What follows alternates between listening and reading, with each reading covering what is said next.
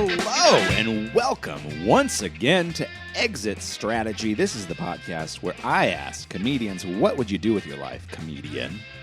If you were no longer a comedian, what would you do with your life if you were no longer pursuing comedy? If you had all this extra free time that you used to put towards comedy and pursuing that goal, what are you going to do now with all that free time? You got to do something else. Yeah, as comedians, we often are assessing where we are. What are we doing? Should we keep doing it? My guest today, Whitmer Thomas, is actually in the middle of producing his own show about that very subject. He's asking himself the question, what am I doing? What should I be doing? Am I doing the right thing? It's called The Golden One. He's just done it in Los Angeles. He's about to take it to New York City for a few shows there, and probably going to keep doing it because he's on this bit of exploration of himself and what comedy means to him and what he would like to do with his life to make it a fulfilling one and what his destiny is. So it's a perfect time to have him on the Exit Strategy podcast because he's in that mindset of, hey, what am I doing? A discussion like that is Exit Strategy pay dirt, baby.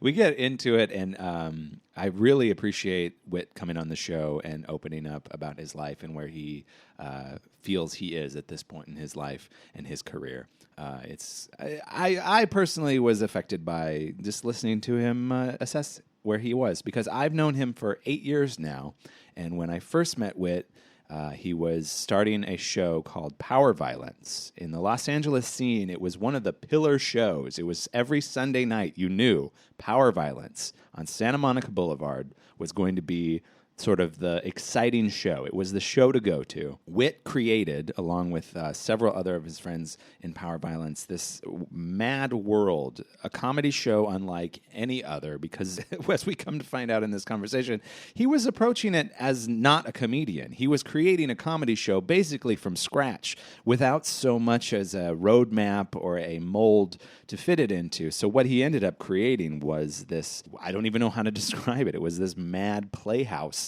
that comedy sort of was a guest of.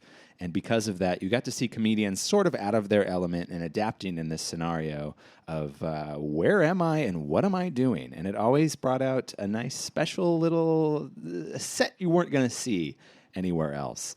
Power Violence was it was a big one, folks. So if you're doing your oral history of the LA comedy scene between the years of 2008 and 2018, and for Splitsider, you're going to need to have a section for sure dedicated to Power Violence and what that show meant to the Los Angeles comedy scene.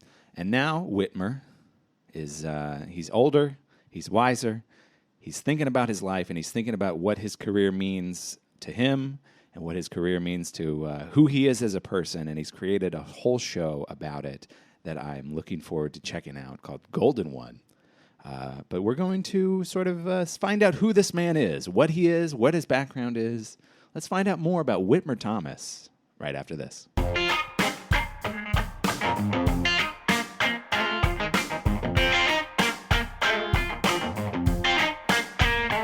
You gave a little bit of a pained expression when you thought of the exit strategy. Oh, yeah, well, just because I've been thinking about this a lot lately because of my current, that show that I've been doing, The Golden One, is all about this. Oh, is it really? Yeah. So, oh, nice. I want to talk about that in a second because Okay, I'm cool. very curious about that.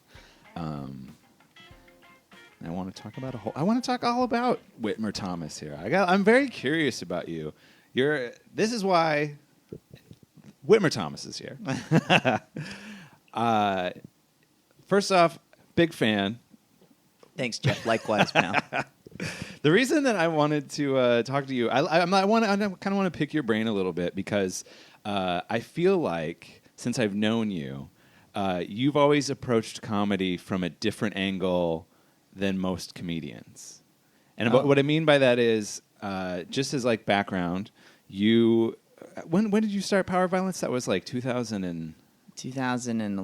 2011. So in Los Angeles, California, I had been here like 3 years. And in 2011, this show Power Violence starts to gain a little bit of a following. And it wasn't like your average, 8 stand-ups doing stand-up show, and it kind of felt like I didn't really know where you guys came from. You sort of just Right.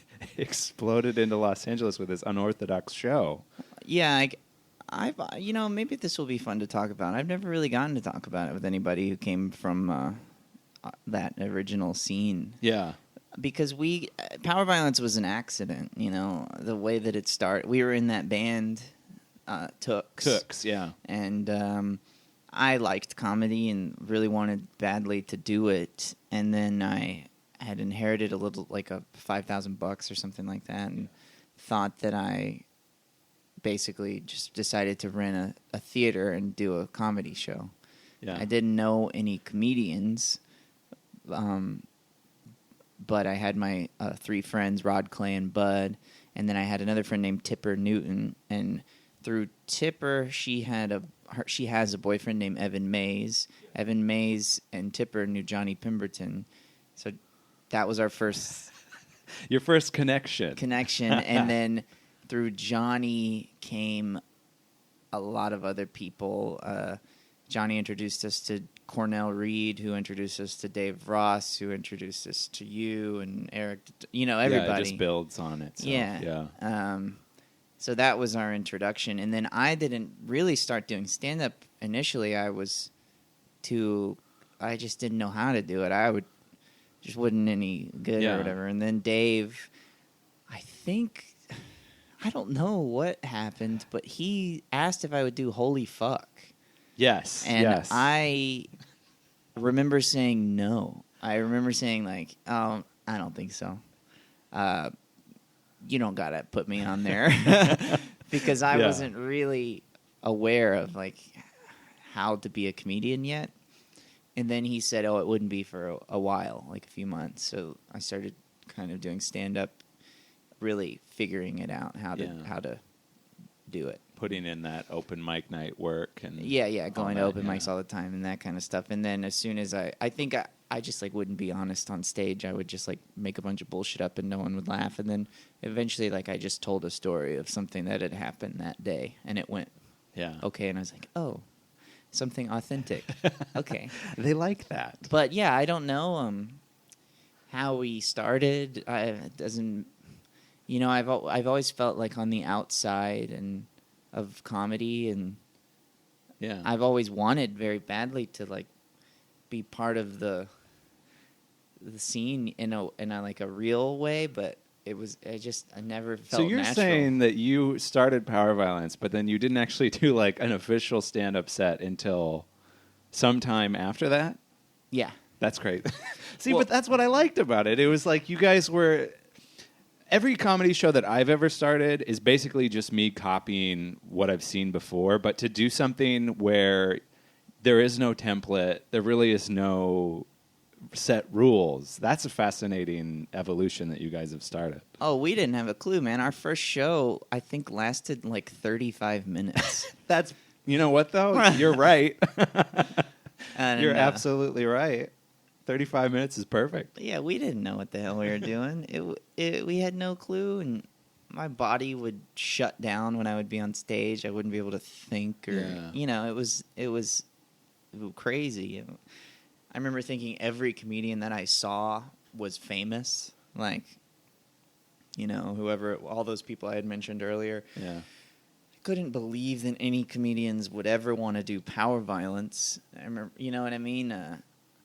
Just couldn't believe it. It was insane. And, now I realize that just because they hosted a show that people went to doesn't mean very much. But it meant a lot to me at the time. I couldn't believe that anybody wanted anything to do with it. But that's, I think, why it drew people in, because you guys were creating something that was totally different, and also you were enjoying it. There was a genuine.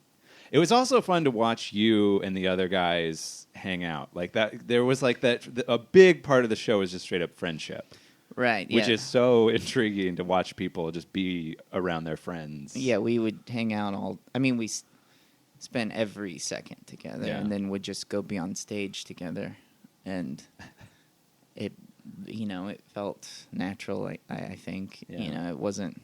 in a way, it was awful for our career because we never developed like a work ethic because we didn't have to write sketches to try to come across as entertaining. I think because people just kind of were entertained by our friendship, like the way we would hang out with each other on stage. Whereas I remember like talking to Alan Strickland Williams and him being like, "Oh yeah, women, we meet every week to come up with a sketch." He's like, "Oh, we don't do that. We have should have meetings. We never, you know what I mean?" So in a way, it was really bad, and in a way, it was. I'm lucky to have that. You know? I think it worked out fine. I mean, Right. obviously, I think it did build all of you as like this is a thing that you did, and then you're at the Satellite doing shows. What's it, once a month now? Yeah. Yeah, We do it once a month there. Eventually, what ended up happening is the guys decided they just don't care about comedy. Like, it's not anything that they're like super passionate about. I found that it's like most of what I'm passionate about is comedy and stand-up, and so it just began to feel insane to have to make everybody do it every week. Yeah. They're getting nothing out of it. I'm the only person who's benefiting. Yeah. And so why not just move it to once a month? Yeah, but then also it's gotten bigger. Like, I mean, you guys are able to do stuff that's a little more like it's built upon itself. Mm-hmm. Like, the one thing that pops into mind is that you had Mark Hoppus of Blink-182 right.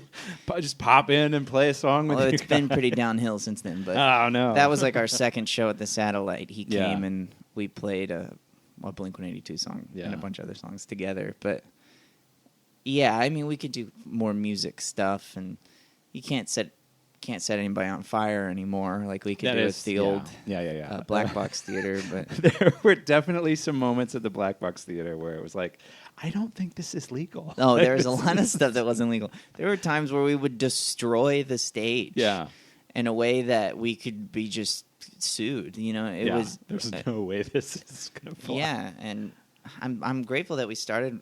You know, we were pretty young, 22 or something like that, so we kind of didn't have an idea of how, there was no consequences at all to that. My biggest memory was that there was one show, I think it was like when you had there was a threat you were going to have to leave the theater or something like that. So there was like a farewell show, and it was packed, and I'm talking like down the aisles, everywhere. There's people on stage. There was people above stage, and I just remember you guys started the show just throwing toilet paper everywhere, and I'm just like, oh boy.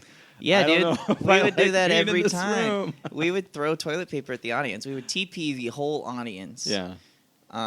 With 12 rolls of toilet paper every week and destroy everything. Yeah. And then you would have to do the show. And it was really fun. You know, we can't do that anymore. We tried to do it at the Satellite, and then we realized that we were throwing toilet paper in people's drinks that they had just paid for, and so it didn't make so much feeling. Sense. Yeah. And then we would be asked back then a lot to perform on other people's shows, and they would always get in trouble, or people would invite us to do a comedy festival and not know what they would see like our videos on YouTube, but they wouldn't know about our live show. Then they would book us to perform at their comedy festival and discover that they don't really have an act. They just kind of like throw up on each other and whatever it is. It's chaos. It was just total chaos. I remember y'all had us on Holy Fuck for the 4th of July. Yes, I remember and we that. found a 100-foot American flag, and we covered the entire audience in it, or like half of the audience or whatever, and then filled piñatas with hot dogs.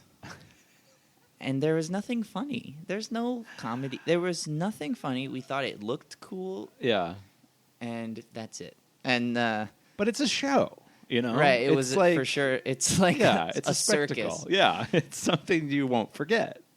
Which still plagues me, like the idea of something that is more kind of conceptually, maybe aesthetically pleasing than comedic is something that I'm constantly Yeah. battling. Well, that you gotta balance it. You can't go too far one way or the other. But I mean, I think there's something to be said for the fact that when you did Power Violence as a comedian, you walk from backstage, you kind of have no idea what shape the stage will be in at that point, and Right. it kind of like it throws you as a comedian, but in a good way, where you're still fully able to do your act, but you have to be like through a different lens. Yeah. Which is always, I don't know. I appreciate it personally as a comic. I don't want to do the same. Oh yeah, you set were every always time. great to have on that show because you were so reactionary. Yeah. It It's a was playground, very awkward though when you'd have a comedian trying to run a set for Conan or whatever it was, Not the place. and then man. they'd have to go out and Clay just took a bath in root beer or whatever it is, and I would end up feeling, especially as I began to have like a stand-up comedian, I would start to feel so guilty for some comics coming on stage and they'd have to like step over, or like if Natasha Leggero came and she'd be wearing high heels and our stage was slippery and it'd be like, no, God, why did we do it? Why did we do this again? Yeah. So, But I think at some point people are like, okay, I understand what. Right. I know what I'm getting into. a lot of them just would not respond to emails anymore. Yeah, I already did that show. Yeah, I did it once. I'll never do it again. But I always wonder, because we started that way, like, and Clay and Bud and Rod didn't really pursue comedy. I always felt like very much on the outside. I felt like I was attached to this thing that is outside of comedy. It's like three people who don't participate in the comedy scene, really. And then me, and then I'm this middle kind of, I guess, the glue between the comedy scene and Power Violence. But then I didn't really, I always felt like confused, you know what I mean? Yeah. I never felt exactly... Like where your place is. Yeah, and I don't think I ever really will. I think maybe I've always just kind of felt that way. Do you still kind of feel like you're sort of on the outskirts a little bit? For 'Cause, sure. I mean, you dug in and you've done a lot of the conventional, you had Just for Laughs and you've, performed on shows that are just traditional stand-up. Yeah.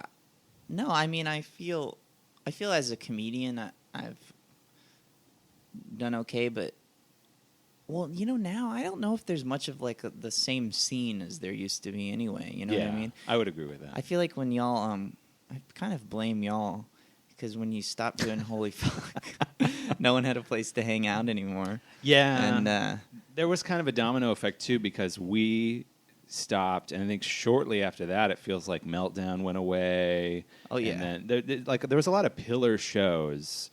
well, Holy went Fuck down. stopped. Yeah. Then Power Violence at the theater stopped, which was free.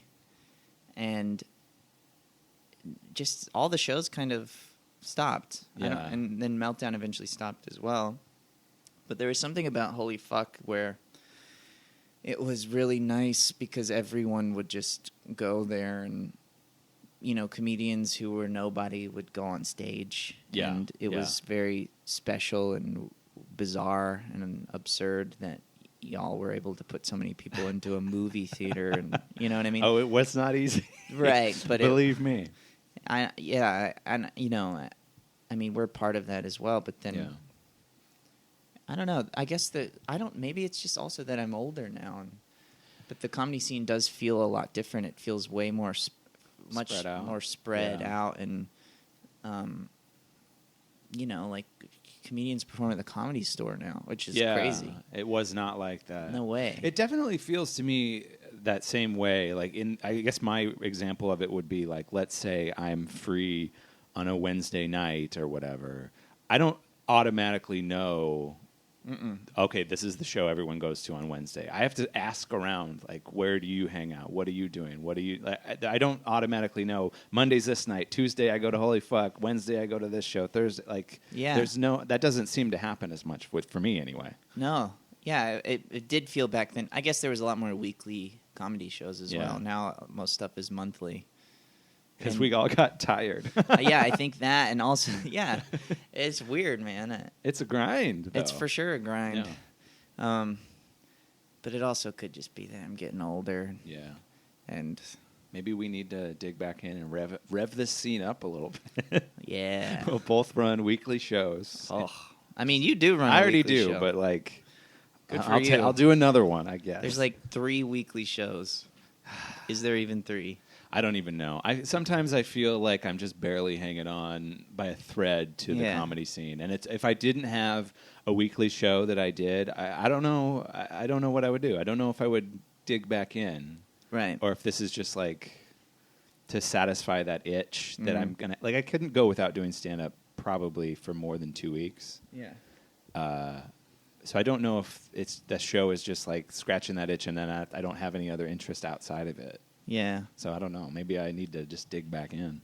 Yeah, I kind of think about that a lot. Yeah. With power violence and still doing it, and I often wonder, why? Why am I doing this? Because you love it. I guess I do. Yeah. Yeah, I love it. We both love it. Yes. I want to talk about this new show that you're doing because you just came from a shoot for it to advertise it. You're doing a show in New York, and you've already done one here at the Lyric. I don't know much about it, and I'm sorry for being so ignorant of it. But tell me about the show, The Golden One. The Golden One is kind of it's just... I just have always felt very confused as... I've never felt like fulfilled as a stand-up comic. I've always felt, especially, like going to Montreal or doing these really cool things. I got invited to go to Just for Laughs Festival however many years ago. But even then, like doing well, I've just never really felt like, I guess, authentic, like I was saying earlier. Like this was who I am as a comedian. And so I've always been a musician, and I started... as a joke, I did that show, Late Breakfast. Yes, yeah. And they asked me to write an advertisement for their show, which is a bit they do. And so I just wrote a song about going on a date with me and an advertisement for that. And it's all about, substance abuse and my mom's death and how these are the things that we'll probably talk about. Come to the show. Yeah. And anyway, I really liked doing that. It was very fun. And so... I started writing this show, The Golden One, and it's just an hour of me kind of singing songs and doing stand up about just kind of my place and my struggle with my own issues and I guess thematically it's about me kind of thinking that I have to succeed. Yeah. And there's no alternative. Which is great for this podcast. Come on the right show, my friend. Do you feel like you're getting closer to the authenticity that you're looking for? Yeah, I do. Yeah. I would like to figure out how to be funnier. Yeah. But that's, the issue that I've always had is like this comedy that I really like is like Pemberton or Connor O'Malley. Like people who are kind of so silly and loud and ridiculous, and I've always wanted to be like that, but I have a really hard time. I don't, and so my comedy always has had to come from a place of like this happened to me, and or here's something that's really true or whatever it is, So I've just kind of accepted that going into this show, and I think that I'm finding myself more as a comedian now than I ever have been. And this all came really from me trying so hard to get on late night for the last 3 years. Just like, all the time, just trying. And sometimes I'd come close or they'd say whatever, give me some notes. I just could never get on it. And then I was looking at all the comics recently who've been doing these late night shows, and I just thought like 4 or 5 months ago, I'm just not going to be on it. There's no way. Yeah. There's no way I'll ever get to do late night. It feels like it's done. Very terrifying and also freeing at the same time. Yeah. In a way. Right. So it's for sure. It was very freeing, really. because I would stress out about it. Like, why the hell can't I get on late night? Yeah. Nobody will have me. So I. Were you finding that it was because that the late night sets are not this sort of autobiographical theme? Like, they weren't going down that road. They were a little more of an artificial thing? I think maybe that, but more I think they just thought I was a bit weird. Oh, okay. Yeah. I think that has a lot to do with it. You know, like...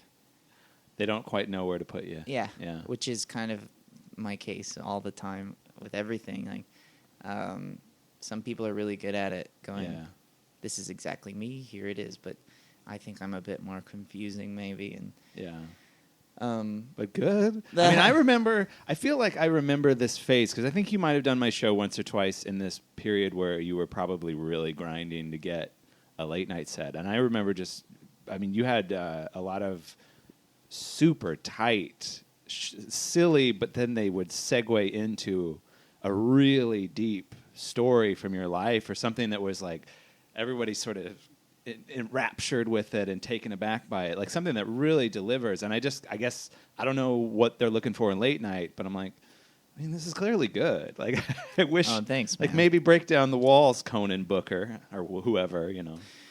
Yeah, I for sure was working out at Sauce.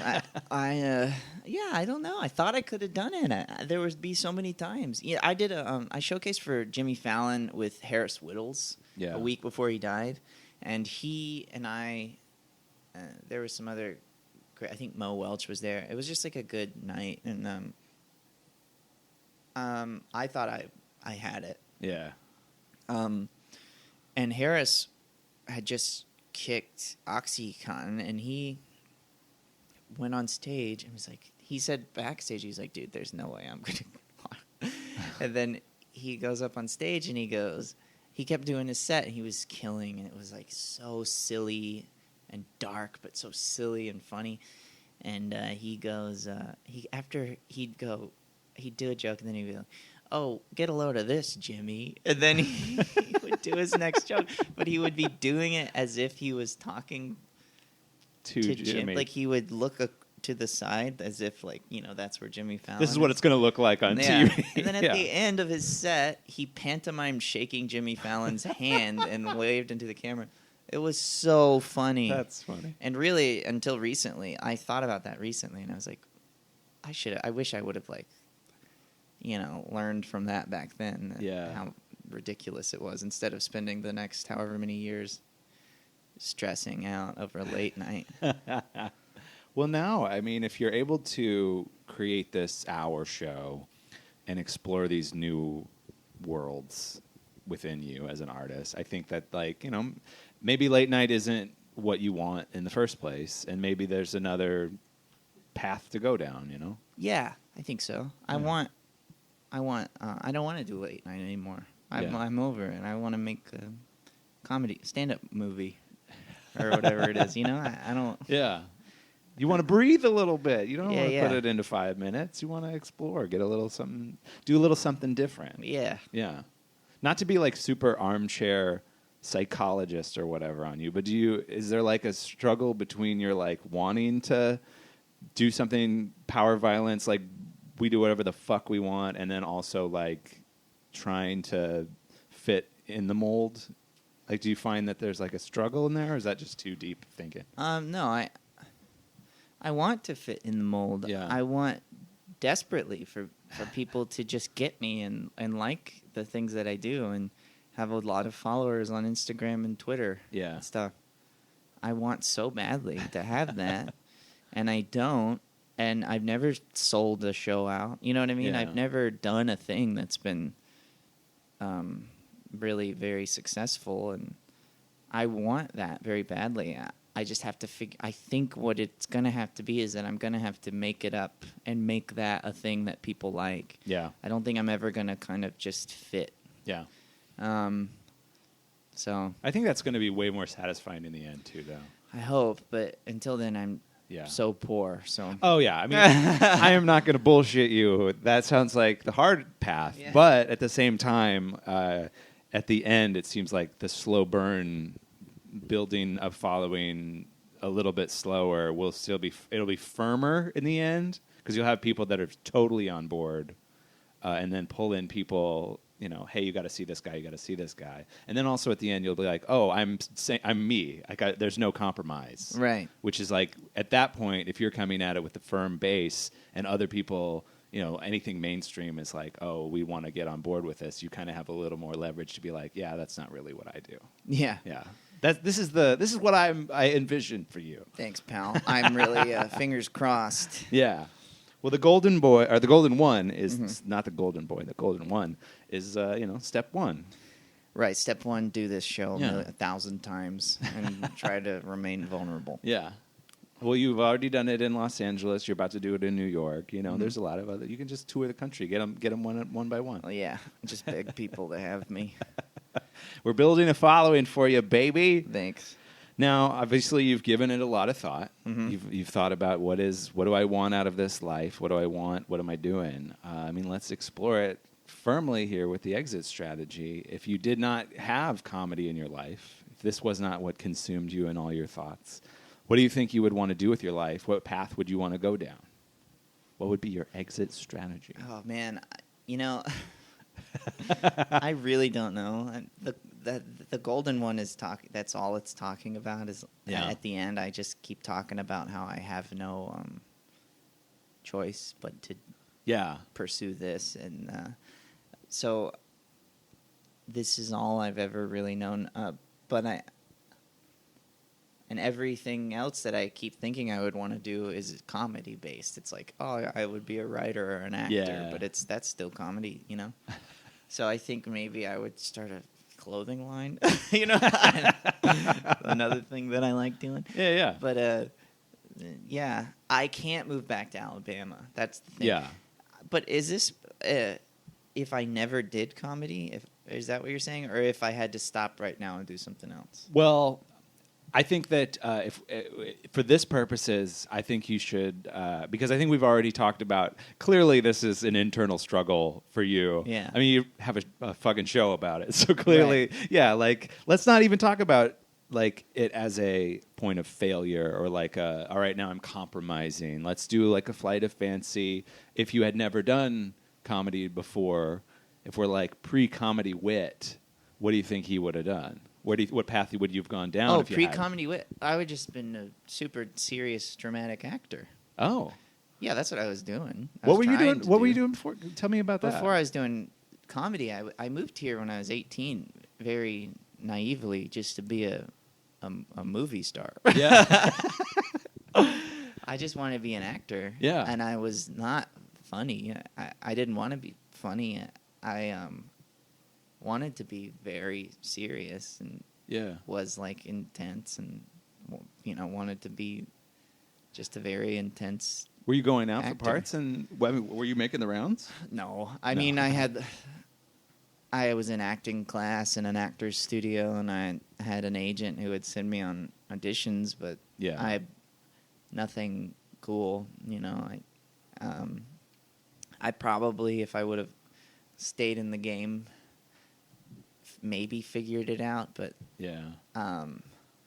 I don't think I was being my true self. I think I was like trying to play James Dean or whatever it was. But also at 18, I don't know how you would possibly know. Well, 18 to 22. 18 to 20. Well, even so, at 22, how would you possibly know what you want to do with your life? Especially that, 18-year-olds now know themselves a lot better because they grew up with Twitter.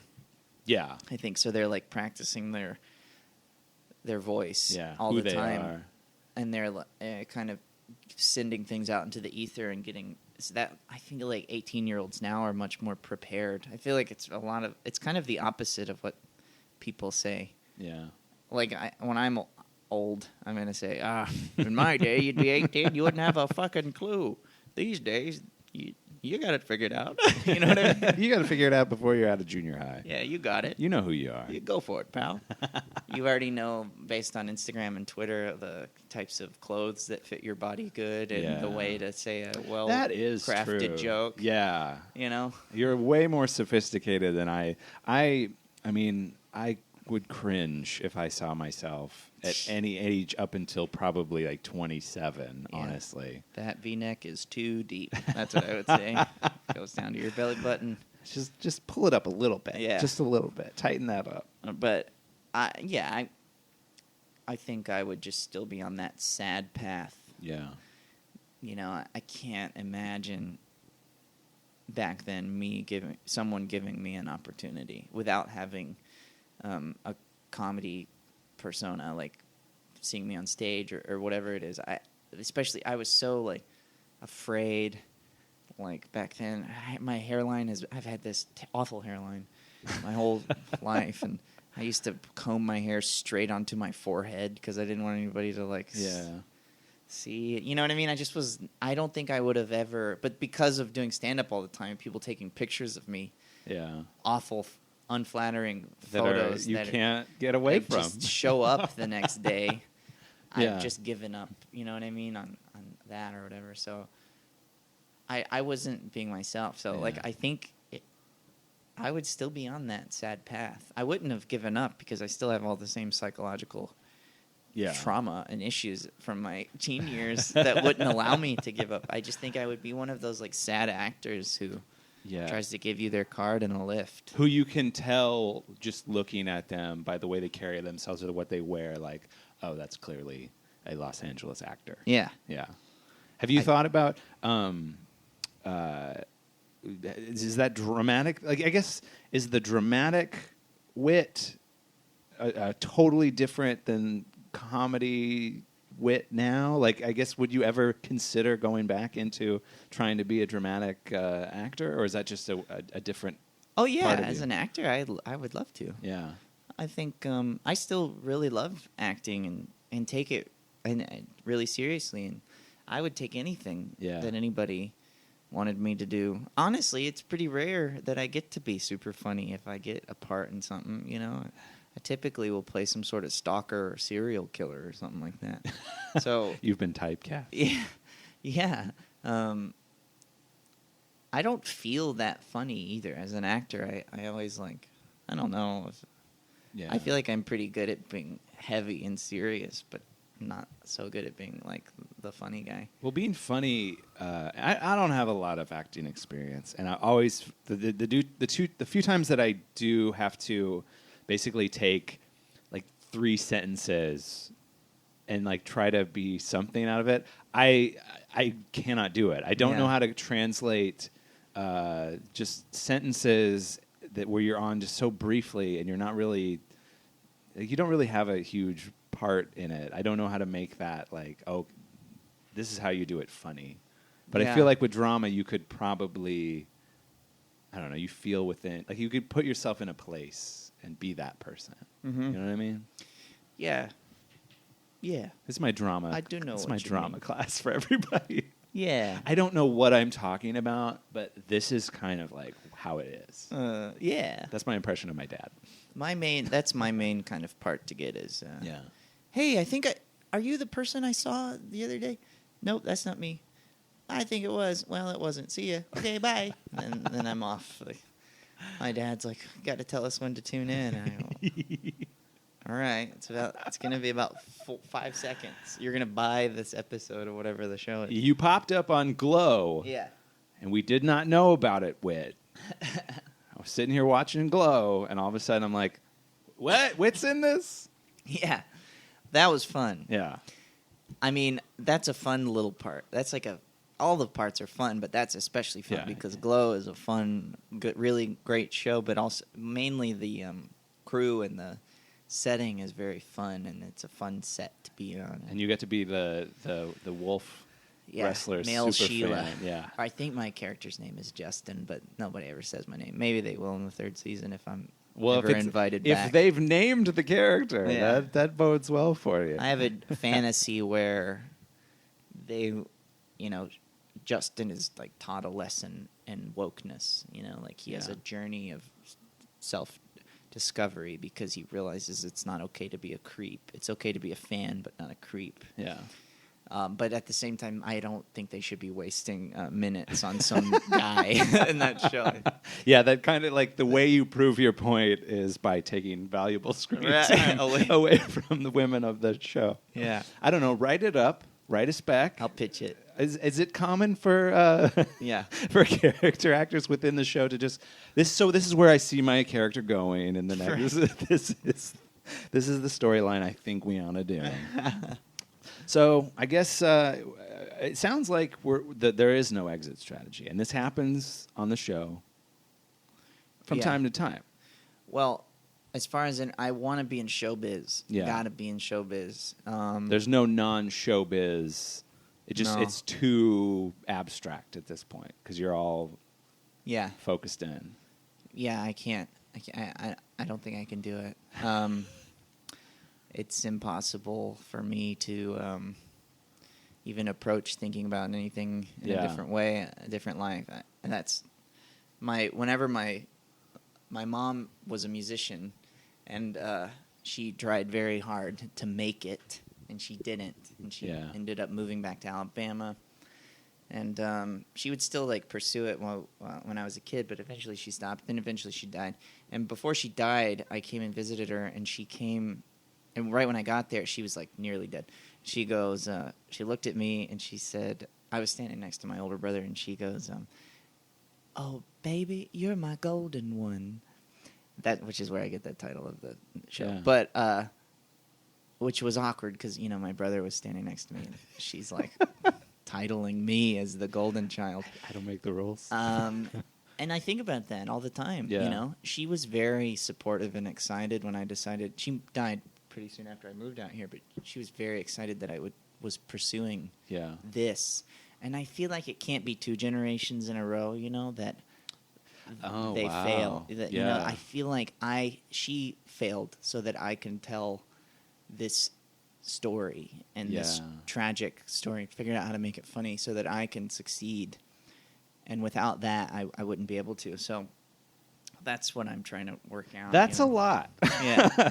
I mean, as much as I want to have a nice, clean answer for the question, if everyone's like, oh, I saw Whit's on the show, what was his exit strategy? As much as I want a clean answer, right. I don't think I am in any way able to be like, no, Whit, I'm not going to accept that. I'm not going to accept your mother's dying wish as a reason to not come up with... I mean, there's other stuff. I'd love to start a skate company. I wouldn't make any money doing it. Yeah. So there's that. I really love pants. I would like to start a pants company, but I don't know if I'd make any money. I like women's swimwear. I've always had a dream of making that, and sunglasses. Yeah. These are things, but I feel like if I'm going to quit doing comedy or showbiz stuff, I got to do something that's financially... Yeah, it would be really irresponsible to quit doing stand-up for financial reasons and then be like, I will now be starting my own... Women's swimwear business. Right, so, But I could see, I mean, if you... A few years down the road, if there's some financial success, I don't know if you would want it on Fairfax Avenue or whatever, but I could see you owning a boutique shop. Right. There. Oh, thanks. Yeah. Maybe. Power Violence, the shop. Yeah. Look for it. Yeah, that won't cause any trouble. A shop called Power Violence. Power Violence. It's called disrupting, man. Yeah. Get used. It's going to be great. I can't wait to be the first one through the door. Thanks for your support. What's your exit strategy? This is the thing. I ask everybody here, what is their exit strategy? And I feel like such a hypocrite because I don't have one myself. I'm still struggling with that. What are you doing right now for a job? Right now, my day job is I work in social media. Cool. And it's the first time that I've had a job where I feel financially successful. But I also am like, is this what I want to do? I don't know. It's a trade-off. Yeah. I'd take that job. When I first met you, you were a teacher, right? You worked at a school? I worked at a school, but I wasn't a teacher. I worked at a private school, and they have so much money that they ran it like a college campus with like the dining hall and all that. And then they also had a campus bookstore. And I worked at the campus bookstore. Nice. So I was like at this central location where there was always kids, but I also hated every second of it. Oh, Yeah. well, that's too bad. One other thing. I had one other question I wanted to ask. And I'm sorry if this isn't you, but one of my favorite jokes, and I talk about it a lot, is I think it's you I about hope it's me. Andrew Jackson's hair. Yes. That's your joke? That's my joke. Woo! Oh, man, maybe I need to bring it back. Yeah, you do. Yes, that I joke do. is so funny. Yeah. I don't remember what you say, like windswept or Yeah, something? basically that out of everybody on Money, Andrew Jackson's the only one who's like, wait, this is going to be my official portrait. Let me fix my hair. He's going windswept. Yeah. I'm going to have to go back to the archives and I figure feel out like how to say that one I again. feel like this was like open mics a long time ago, but I feel like I even remember you holding a $20 bill and saying it, but that just could be a projection. Yeah, well, maybe I onto need the to add memory. it to the Yeah. Any bit that has survived in your memory for now probably a solid almost a decade, then I got to bring it back. I love 'cause there's it. clearly something That's to it. very good. Well, thank you for remembering me. I appreciate that. Oh, yeah, pal. And thanks for sharing about this exit strategy. I do want you to keep. I like this golden one thing that you're doing. Thanks, I man. really want to see where it takes you, because I feel like this is like a nice platform to be the next iteration of what Whit Thomas is. That's cool. I hope so. I think so. Well, we're going to take a little break. Cool. And then we're going to come back. You're going to choose the sponsor for this week's episode. And maybe, this could be the sell out big time, make a lot of moolah, get out of the entertainment industry moment of your life. Okay. We're going to be right back with more Whitmer Thomas after this.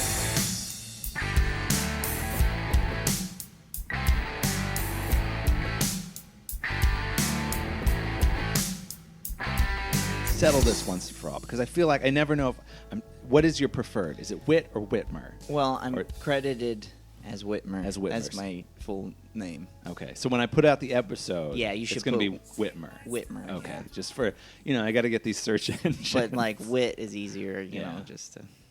He's Whit to me, Thanks. but he's going to be Whitmer professionally for this podcast. Just had to ask. Thanks, It's the dude. same with a friend of ours, Anna Saragina. I say Saragina, It's Saragina, but right? it's Saragina. See, Yeah. I always want to be right, but I'm never right. Yeah, it's Uh-huh.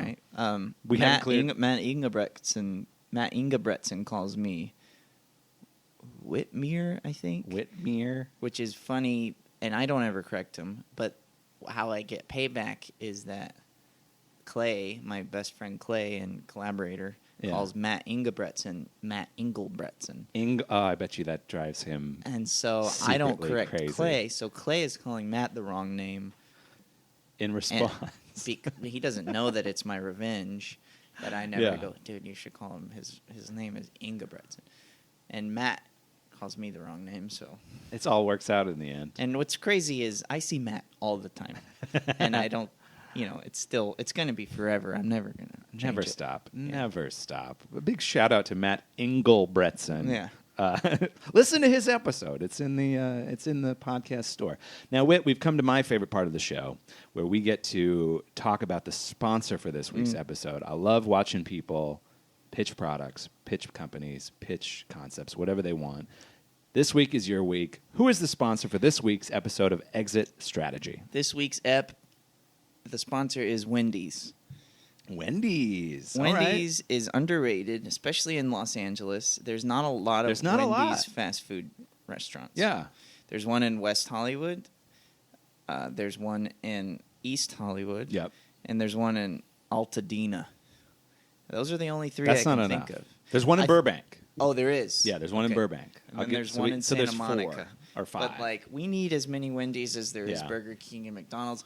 These Wendy's restaurants are delicious. Yeah. If I want to celebrate, I go to Wendy's. I don't eat meat on the weekdays anymore, and on the weekends, I'm always trying to get Wendy's, but I'm never around one. It's a long haul to Yeah. a Wendy's, yeah. So, I love Wendy's. Just think about their delicious menu. They got, the burgers are square. The spicy chicken sandwich is delicious and piping hot, juicy chicken. Quite frankly, the best spicy chicken Oh, yeah. sandwich for your buck you can get. Yeah. Fast food chicken sandwiches do not match up the spicy chick. They don't.